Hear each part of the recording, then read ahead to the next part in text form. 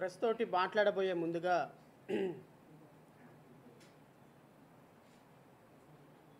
ఒక చిన్న స్టోరీ చెప్పాలనేది ఈ సందర్భంగా నాకు అనిపించింది. సహజంగా ఒక అడవికి సింహం రాజుగా ఉంటాడు. కానీ దురదృష్టం ఏంటంటే ఈ ఆంధ్రప్రదేశ్ అనే అడవికి గుంటనక్క రాజుగా ఉంది. ఈ గుంటనక్క పాపం సరే నక్క తెలివితేటలన్నీ వాడి ఈ ఆంధ్రప్రదేశ్ రాష్ట్రంలోకి అధికారంలోకి వచ్చింది. అధికారంలోకి రావటం కదా, ఆ అడవి మొత్తాన్ని పరిపాలిస్తుంది. పాపం 2 పిల్లులు, అమాయకమైనటువంటి పిల్లులు కూడా ఆ అడవిలో ఉంటున్నాయి. సో ఆ పిల్లులకి భోజనం పెట్టాల్సిందో బ్రెడ్ ఇవ్వాల్సిందో ఎవరు అంటే ఆ గుంటనక్కే.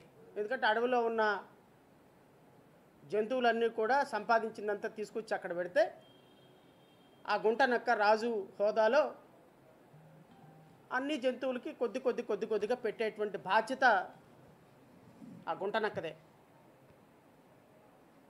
ఈ గుంటనక్క తెలివితేటలు ప్రతి సందర్భంలోనూ చూపిస్తూనే ఉంటారు, ఎక్కడ ఒక చోట ఆగదు.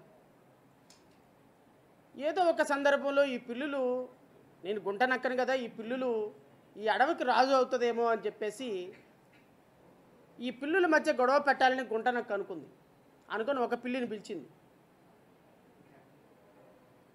ఏంటి నువ్వు ఇంత సన్నగా ఉన్నావు, నీ పక్క పిల్లి చూడు ఎంత లావుగా ఉందో, నువ్వు ఇంత సన్నగా ఉంటానికి కారణం అదిగా పక్క పిల్లే, నీకు పెట్టిందంతా అదే లాక్కొని తింటుంది అని చెప్పింది.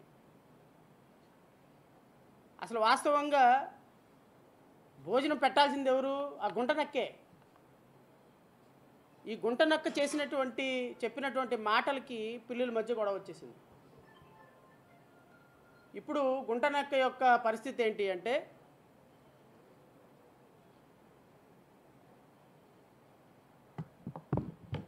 తన కింద బ్రతుకుతున్నటువంటి జంతువులకి సరిసమానంగా ఆహారాన్ని పంచాల్సిన బాధ్యత నాది అన్న విషయం మర్చిపోయింది. వీళ్ళు నా ఏలుబడిలో ఉన్నారు అన్న విషయం మర్చిపోయింది. ఎవరెవరైతే రాజ్యాధికారంలోకో లేకపోతే ఎవరెవరైతే అడవికి మహారాజు అయితే అవకాశం ఉందో ఆ అమాయకమైనటువంటి జంతువుల మధ్య తగువులు పెట్టి, నీకు పెట్టిన ఆహారం వాళ్ళు తింటున్నారు, వాళ్ళకి పెట్టిన ఆహారం నిన్ను తింటున్నారని వాళ్ళ మధ్య గొడవలు పెట్టి వాళ్ళు ఎప్పటికీ కూడా ఆ అడవికి మహారాజు కాకుండా చేసినటువంటి పన్నాగంలో ఆ గుంటనక్క సక్సెస్ అయింది. నేను చెప్పినటువంటి కథలో గుంటనక్క చంద్రబాబు నాయుడు అయితే పాపం అమాయకమైనటువంటి 2 పిల్లులు మాలామాదిగలు. ఎందుకంటే ఈ రాష్ట్రంలో మాలలకి కానీ మాదిగలకి కానీ సరి సమానమైనటువంటి ఉద్యోగ అవకాశాలు పంచాల్సింది, లేదా ఆర్థిక అసమానతలు తొలగించాల్సింది, అస్పృశ్యత తొలగించాల్సింది, వాళ్ళ జీవితాలు జీవన ప్రమాణాలు మెరుగుపరచాల్సింది పాలకులే కదా. ఈ రాష్ట్రానికి 15 సంవత్సరాలు ముఖ్యమంత్రిగా పనిచేసినటువంటి చంద్రబాబు నాయుడు, ఈ రాష్ట్రాన్ని పరిపాలించినటువంటి ఇతర ముఖ్యమంత్రులు, ఈ రాష్ట్రంలో 20% ఉన్నటువంటి ఎస్సీల మధ్య 8% ఉన్నటువంటి ఎస్టీల మధ్య చిచ్చు పెట్టి వీళ్ళు రాజ్యాధికారంలోకి రాకుండా చూడాలనేటువంటి ఒక దుర్మార్గకరమైనటువంటి ప్రయోజనాలతో చేస్తున్నటువంటి పాముల ఆటలో బలైపోతుంది ఎవరు అంటే దళిత కులాలు. నిన్నగాక మొన్న చంద్రబాబు నాయుడు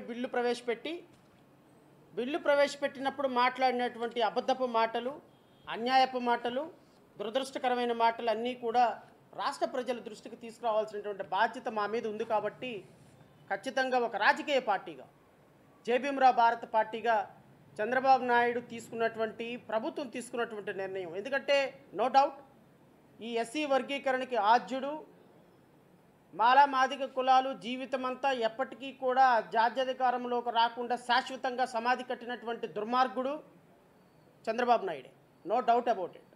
దానికి ఆజ్యం పోసింది పక్కనే ఉన్నటువంటి పవన్ కళ్యాణ్, దానికి నిప్పట్టించింది కేంద్రంలో ఉన్నటువంటి భారతీయ జనతా పార్టీ.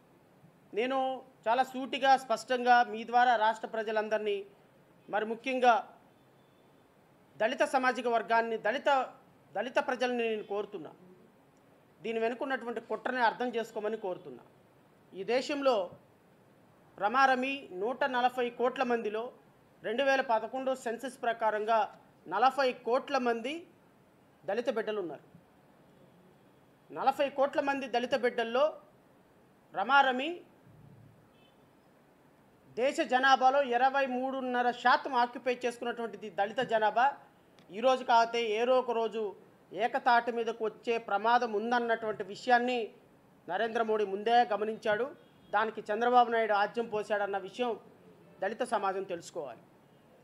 2014 సంవత్సరంలో భారతీయ జనతా పార్టీకి దేశవ్యాప్తంగా 23,77,00,000 ఓట్లు రావటం, ఈ దేశానికి నరేంద్ర మోడీ ప్రధానమంత్రి అవ్వటం on record.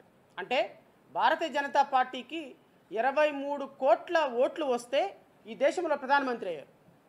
At the same time 2024 సంవత్సరంలో కూడా 23,92,00,000 ఓట్లు వస్తే భారతీయ జనతా పార్టీ మరలా ఈ దేశానికి ప్రధానమంత్రి అయ్యాయి.